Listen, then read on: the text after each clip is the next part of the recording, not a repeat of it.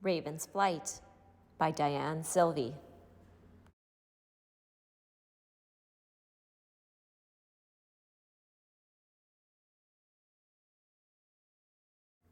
Chapter 3.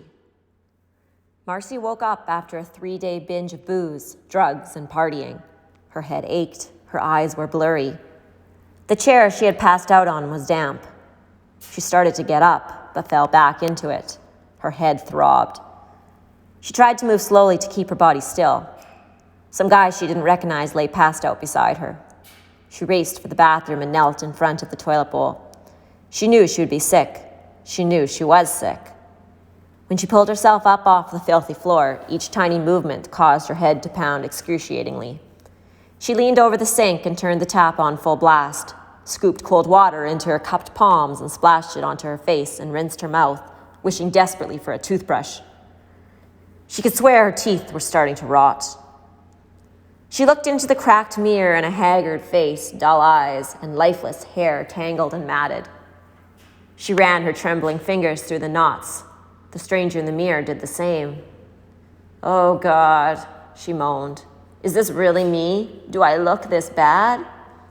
She gently touched her cracked and swollen lips. Why were they so sore? What had she been doing for the past 3 days? Tripping on anything and everything she could get her hands on. First the whiskey and beer, then the heroin, maybe even some coke. She couldn't remember who had passed her the first hit, but she wasn't picky. She would have gotten high with whoever happened to be around. She looked around the room now. Everyone was passed out. They would sleep until the next party started. They only awakened after dark, nocturnal animals slinking above the city streets. How many of these people did she really know anyways? When it came down to it, they looked after themselves first. What did she care? It all seemed so long ago, so distant, like her family. If they could see her now, they would be so ashamed. They might even feel they had failed her when it was so obvious it was the other way around. Some of the kids she'd met had left poor homes. Others had left suburbia. Some had run away from their abusive parents, drunks, foster homes, or children's aid. Others were just bored and looking for attention. But she had left a good home. Marcy half stumbled, half walked back to her apartment. Her head hung to hide her embarrassing appearance. She'd said she'd quit the drugs. She said she was through with the parties. She said when the next party rolled around, she'd remember how sick she had been the morning after. This time, she was determined to kick the habit. It was 10 a.m. and her room was its usual mess. She looked around, realizing Rita had moved out. All her clothes were gone except for a couple of faded tops and a pair of stained jeans. She snatched the clothes off the floor, reached for a bar of soap and a threadbare towel. In the drawer by the sink, she looked for a pair of scissors and a comb. She walked down the hall to the washroom, turned the cold water tap on full blast, and jumped into the tub, clothes and all. The water was freezing. Marcy leapt out of the tub, pulled the plug, and stripped off her wet clothes. She had needed the shock to snap out of her stupor. She ran a hot bath and waited while the tub filled. A new start needed a new image. Grabbing the scissors and a handful of her long, dark hair, she snipped off chunks that fell onto the floor. She stuffed her shorn locks and the old clothes into the garbage under the sink before getting in the tub, scrubbing her skin until it was sore, getting out and toweling off. After she dressed, she brushed her teeth again and went back to the room. Marcy took a sip of juice, hoping she could keep it down. She hadn't had a good night's sleep in days. Her head was splitting. She was cold and her stomach was tied in a knot. She was in pain. She needed a fix. She began to sweat. She felt sick. Maybe she should just take a little something to get rid of the headache. A rap on the door. Frightened, she lay quietly on the bed. Another rap on the door, then another. "Go away, just go away," she mumbled under her breath. "Marcy? Marcy, you in there?" A gentle voice questioned. It was JL. Thank God. She didn't want JL to see her like this, but she couldn't just leave him standing out there. She got up, opened the door, and lurked back to the bed. She was in dire need of a hit, something to stabilize her. She managed to roll onto her back and fling her arm across her eyes. "What's the matter?" JL asked, concerned. "I was partying last night," Marcy mumbled. Her small body shivered on the bed. Jael grabbed a blanket and pulled it gently over her. "What happened to your beautiful hair?" he moaned. "It will grow back, don't worry. I hurt all over." "I've got to have something," she begged. "That's why you're like this in the first place. You can't keep taking drugs. You've got to fight it." He sat on the edge of the bed, holding her hand. Marcy's body was stronger than her mind. It knew what it wanted, it knew what it needed, and knew what would make it feel good. She made it to the sink in time to reach. Shaking badly, she walked toward the closet, got on the last shirt out of the cupboard, grabbed a towel and soap, and headed for the door. "I'll be right back," she mumbled. Jael sat at the kitchen table, waiting while she cleaned herself up. For the rest of the morning, she shook and threw up, but after several hours, drifted off to sleep. When she awoke, she was pale, weak, and visibly shaken. She knew it was too soon to say she was free of it all. She still yearned for that high, that feeling of total bliss that lasted for only 20 seconds, but tempted her every hour of every day. Raven sat in the restaurant in the bus depot, eating an egg sandwich. It had cost less than $2. She'd like a hot chocolate, but it would cost another $1. She asked the woman at the counter for a cup of water instead, then pulled her sister's diary out of her knapsack and flipped through the pages, looking for the name of a street Marcy had mentioned in one of the entries. It would be somewhere to start. She found it, Hastings, and a reference to a person named Jael. After checking the free map of the city she had picked up in the depot, she realized Hastings ran parallel to the water. Raven folded the paper, stuffed it back into her pocket, and double-checked her directions with the waitress.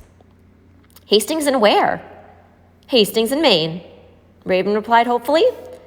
"Why do you want to go there? The Strip is no place for a young girl like you." "I'm looking for my sister, Marcy," Raven confided. She pulled out her wallet to show the woman Marcy's picture. Behind the picture, the waitress spotted a couple 20s. "Listen, kid, you're not going to get too far if you're this careless. You don't just flash your wallet around like that. Someone spots those 20s and your wallet will be gone faster than you can blink. My advice to you is to head home." "I can't. I have to find her." "Well, if you're determined, then play it smart. Head out the main doors across to Main Street. Turn right toward the North Shore Mountains. Main Street runs into Hastings. The corner of Main and Hastings is a dangerous place. Be prepared for anything. It isn't safe, even during the day." "Thanks for your help," Raven said over her shoulder. "Hold on to your bag and don't talk to anyone who looks suspicious," the waitress shouted after her. Raven removed the picture of her sister from her wallet and placed it carefully inside her jacket pocket. In the same moment, she spotted a man lying in the bushes. Should she get the police or an ambulance? Empty bottles of Pearl River rice wine were strewn on the ground. The man snorted and rolled over.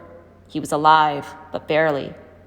She was too small to confront him herself, but she found it difficult to just walk away. Maybe someone inside the store on the corner would call for help. But when she told the shopkeeper, he said it just happens all the time, and the guy would wake up eventually and stumble off. She remembered learning about the effects of rice wine in DARE class at her school. The visiting policeman had said it was more potent and dangerous than holding a revolver to your head. It killed brain cells that quickly. Not only that, he had warned, its high salt content would do permanent damage to your kidneys. She continued walking to the intersection of Pender and Main, Chinatown. Bright red and yellow banners with Chinese writing painted on them hung in doorways. Long bags of candy dangled from the awnings. Mandarin oranges strung on a silver wire stretched in the wind. Chinese music flowed from the open stores and upstairs windows. Storekeepers loudly advertised their wares to prospective buyers and patiently restacked the vegetables. Fish tanks full of live crabs, lobsters, oysters, and conch shells stood next to aisles laden with plum sauce, green and red peppers, and sugarcane. In a restaurant window, a glazed duck on a rotisserie turned slowly on a barbecue steam. Despite the tempting sights and smells, she stuck to her mission and kept walking. At the corner of Main and Hastings, she turned left and walked along the north side of the street. A small group of men hung around the alley by the hotel. A sign in a window said, "No drugs, no dealing, no loitering. You are being videotaped." One man's jerky body movements reminded her of Ted last night when he had said he needed a fix. He was obviously ill, mentally and physically. She quickly averted her eyes and walked on. Just past the hotel, a man hovered over a heating vent for warmth. His fingers were dark red and looked like large sausages. His other hand was swollen and looked broken. He slouched down and his head slumped toward his chest as he leaned back against a wall. Dried blood caked the front of his shirt. Raven knew that these people, like the man passed out on rice wine, were irregulars, and the store and hotel owners wouldn't bother calling the ambulance unless it was a matter of life and death. Further down the block, a woman lay passed out in a doorway. A man sat nearby, guarding her. His back rested against the wall. There was no telling how long he had been waiting for her to come to. A hotel at the end of the block was playing loud honky-tonk music. The smell of stale beer and the sound of drunken laughter floated out of its swinging doors. Raven passed a pawn shop. The sign out front read, "Top shop paid, top cash paid." People streamed in and out carrying radios, televisions, and CDs. At the next corner, a small triangular park was home to people passed out on benches. One woman, talking loudly, stopped long enough to grab a brown sack from the guy next to her. She tilted the bag toward her mouth and took a long swig. Raven passed clothing stores with metal bars on the windows, and farther along, there was a well-stocked meat market with 2 pink neon pigs above the store's entranceway. Most of the other buildings along the street were boarded up. Printed in bold letters across the next building were words, "Vancouver Security, K9 Patrol." At the next corner, Raven paused by a concrete monument with wreath placed on its base. She skirted around the monument and walked up the pathway to the park bench to rest her weary feet. Everyone in the park recognized a green kid when they saw one. She didn't belong here. She was no street person, too squeaky clean. She looked for someone with a friendly face to turn to. An old woman with a shopping cart wheeled past. Raven approached her, taking the picture out of her pocket. "Excuse me?" Raven inquired, holding out the photo. The old woman, blind in one eye and hard of hearing, hadn't seen Raven. As soon as she focused, she started screaming at the top of her lungs. "Leave me alone! They're coming! Now see what you've done! Gotta hide! Run! You've made them mad!" wailed the old woman as she shook her gloved fist in the air. Raven backed away slowly. The old woman pulled her tattered coat tightly around her, turned abruptly, and walked away, cursing. "What you want, girlie?" a small fat woman on a park bench called out. My sister's lost. I'm trying to find her," stuttered Raven. "You got a picture or something?" the old woman interrupted. Raven approached her carefully, still shaken from her last encounter. "Well, do you want to find your sister or not? I ain't got all day," snapped the stranger. "I'm sorry," Raven choked, handing her the picture. She looked at it, then at Raven. "I haven't seen her lately," the woman replied. "Then you know her?" Raven said excitedly. "Nope, didn't say I knew her, just seen her around, that's all." "When did you see her last?" Raven insisted. "Can't remember. Days, months, hours, they're all the same down here. Makes no difference, no difference. Besides, I haven't seen her at this end of the strip. That one hangs out by death's door anyhow," the woman whispered. "Where is that?" "You watch yourself, girlie. Remember what old Birdie is telling you." "Do you know a JL?" Raven asked. "Nope," the woman said abruptly, getting up. Raven started to walk down the hill. The old woman yelled after her, "What's your name, kid? If I hear anything, I'll let you know. I'm always in the park at this time of day." "Raven," she answered, waving goodbye to the old woman. Raven headed back down the strip on the south side of Hastings Street. A gang of men who looked South American milled about at the next corner. One of the men was flashing hand signals, gestures that must have meant something to someone else, reading them across the street. A dark blue van stopped and 2 of the men walked over. One passed the driver a small packet. A man walked back to the group, counting money. A woman lopped along behind him, her arms dangling as she reached out to him. He zigzagged, trying to lose her. Her long, skinny arms swung in front of her like a monkey's. The man threw a small piece of paper on the ground and she pounced on it, but it was empty. He had tricked her. She slumped in a doorway, exhausted. Raven quickly averted her face in an attempt to avoid staring. A man stepped directly in her path and blocked her way. Terrified, she sidestepped him and hurried across the intersection. She stopped at a small grocery store, purchased 2 apples, a box of animal crackers, and a bottle of pop. Her feet hurt from all her walking. Outside the store, 3 teenage boys were hanging around on rollerblades. One wore only a trench coat and shorts and was covered in tattoos. He passed a small packet to the 2 younger guys, then skated away. Raven munched nervously on her animal crackers and watched the people across the street in Pigeon Park. A man lay on the ground, passed out cold, with his eyes swollen shut. His hair was encrusted with dried blood. She crossed the street, then carefully scurried around him, walking cautiously toward another group of men huddled on a bench. "I'm trying to find my sister," Raven pleaded. Her small hands trembled as she held out the picture. "Beat it, kid," snarled one of them. Raven turned away. She showed the picture to everyone in the park, but it was always the same answer. "Nope, haven't seen her." She looked for a telephone to call Rita. Maybe she had returned. The hall phone at the hotel rang and rang. She expected she'd be on her own again tonight. It was too late to phone her father at the store. She'd have to wait until tomorrow to leave him a message. Earlier, a policeman on patrol had warned her of a demented woman wandering the streets, sticking people with an infected needle. As a result, Raven constantly looked over her shoulder, afraid the woman would sneak up on her and stab her when her back was turned. It was late afternoon. She was a bit weary and a bit lost. She looked down alleys for an empty fire escape to safely perch on while she looked at her map. She found an accessible ladder to climb and climbed 2 flights to the top.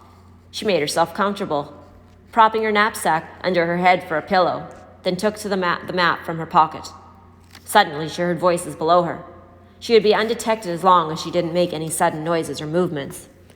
Raven inched up over the stairs so that she could see the people below, but made sure to remain out of their line of vision. "Can I interest you in doing a little chulong, ladies?" a man chuckled. He reached into his pocket and pulled out tinfoil and a straw. "Yeah, light it up, man," a girl said eagerly. The man held a lighter under the foil as the two young girls took turns chasing the dragon's tail of curling smoke. The nauseous fumes rose up toward Raven. Afraid she would sneeze, she stuck her index finger under her nose, but a tiny muffled achoo escaped. "Did you hear something?" one girl mumbled.